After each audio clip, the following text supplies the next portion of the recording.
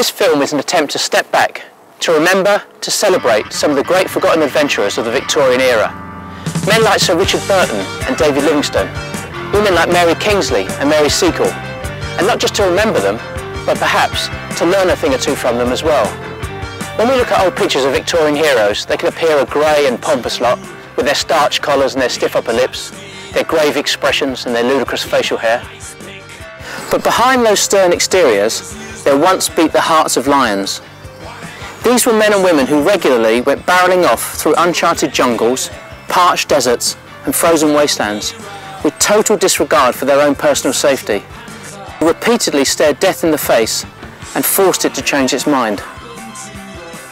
Today we live in a society of risk assessment forms, cycle helmets and airbags, a culture where rocking horses are removed from nurseries and conkers are considered dangerous.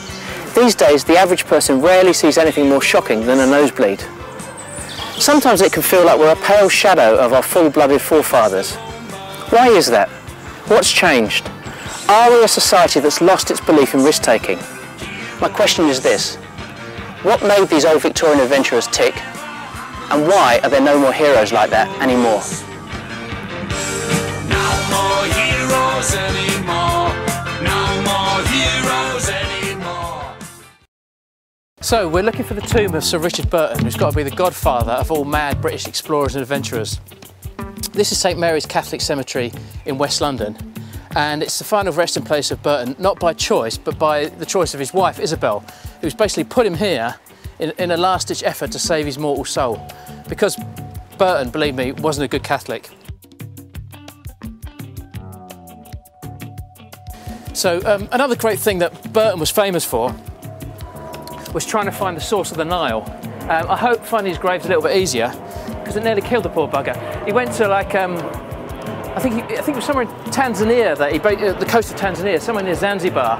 He travelled inland with John Hanning Speke.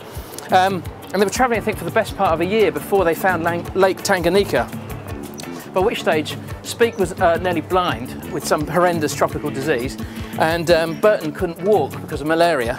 So anyway, they found Lake Tanganyika, and Burton felt probably that was the source of the Nile, which was the kind of supreme goal of all explorers in Victorian times, and kind of left it at that, and he was too knackered to go further. So he kind of settled down for a bit, worked up his notes and tried to recover. And Speke decided he would go off on another little adventure of his own. And he found Lake Victoria, which of course is the source of the Nile. He had a hunch that it was the source, but he couldn't prove it because he was a useless surveyor. When he got back to Burton, of course, Burton was gutted that he wasn't with him. They had a big row about it. And I don't know, several years later, it ended up with this big kind of public debate. And Speke was shot the day before the debate, shot in the stomach. You know, some people thought Burton shot it, but it's more likely he shot himself. But anyway, that was just one of the massive controversies that surrounded Burton during his lifetime. He never went back looking for the Nile again. And it was several, I think it was 20 years later that Stanley finally proved that Victoria was the source of the Nile and Burton was wrong, it wasn't Tanganyika. Here he is, he's buried here. As I say, this is his final resting place. Burton wasn't Catholic, wasn't even really Christian, but his wife was Catholic, and when he died, she claimed that he was converted on his deathbed, and she buried him in this Catholic church, I suppose, to get him into heaven. She also outrageously burned all his diaries and his notebooks and everything, all records of his amazing life, because she thought that if they were published, they would sort of like offend public morality and also kind of jeopardise his mortal soul. Because believe me, he had some stories. I'll just tell you another one while I think about it. One of the first things he did was he joined the army when he was a young man, and he went to a place called the Sindh in India, North India. It's in Pakistan now. And the kind of powers that be at the time were worried that British soldiers were frequenting male brothels, and they wanted to get to the bottom of it, if you pardon the pun. And so Richard Burton decided that because he spoke the language, he basically disguised himself as an Indian guy, and he went into all these brothels, and he wrote this kind of amazingly graphic report about what went on. No holds barred, didn't care what he wrote, just said it as it was, and it just kind of completely outraged everyone and basically put his army career, that was his first big shock. He loved to shock, and that was his first big shock. His army career was kind of snookered after that. But anyway, come on. Now, I've seen pictures of this grave online before, so typical Catholic graves here, crosses, Celtic crosses. All the kind of usual, you know, the usual what you would expect. You may be able to see Sir Richard Burton's over there. Captain Sir Richard Francis Burton, born 19th of March 1821, died at Trieste 20th of October 1890. Isabel, his wife, buried alongside him. So yeah, he's inside. I don't know whether the glass is there. It's originally there, but anyway, there's a glass window there now and you can have a look inside. Crikey. Where is he? Wow, that's pretty weird actually. That is weird. There's two coffins, one with a massive crucifix on it. But there's all sorts of weird stuff in there. There's kind of Eastern, I don't know, like lamps hanging from the ceiling. And there's a picture, like a full sort of, you know, picture hanging on the wall. Another crucifix down there.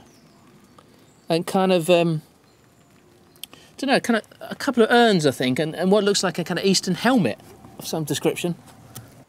So you've got the cross up there, which of course is the kind of thing that Isabel, his wife, would like to be on his tomb. But also interestingly here, the kind of crescent moon of Islam, which is pretty weird, isn't it? A Christian cemetery. The man was unbelievable. I mean, let me describe him to you. He was 6 foot in his socks, big bloke, you know, with like dark hair and sort of someone described his eyes as the eyes of a panther. He had a kind of smouldering ferocity about him all his life. He kind of lived his life in a sort of state of constant fury. As I say, he was a good soldier. Another thing that added to his kind of sinister appeal was on his first trip to Africa, I think it was, he was in a tent one night with some British guys and they were attacked by Somali tribesmen who they'd annoyed earlier in the day, I think. One of the guys was killed outright, another guy was tortured and managed to escape, another guy just fled, but Burton kind of slashed and hacked his way through these guys, fought his way out, and as he was fighting his way through these tribesmen in the middle of the night, one of them threw a spear and it went into his face, kind of got lodged in his jaw at the other side there and just kind of stuck in his head basically. Anyway, he just continued to fight and he fought his way out and he ran down the coast and escaped and got onto a kind of friendly British ship further up the coast. Basically then they sawed the thing out and took it out of his face, and for the rest of his life he had this enormous scar down his face. I don't know, that seems to sum him up, that you know, you can sort of walk around with a bloody great spear sticking out of his face and still survive. So consider this as you sit there in your 21st century easy chair. Basically, we're hardwired to enjoy risk. You know, when we get into danger, the body floods with chemicals and adrenaline, and we like it. So that's why people still come to places like this. Go ape.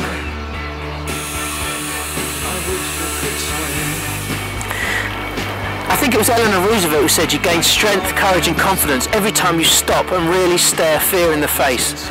You must do the thing that you cannot do. You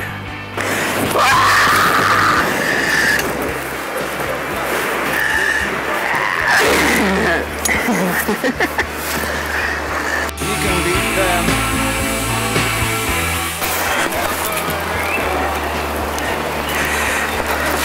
I think what it boils down to is that courage is the opposite of evasiveness. Today, if something's risky, people just rule it out. They evade it.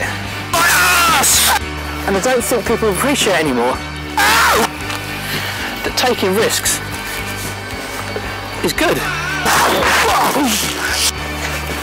And it makes people happy.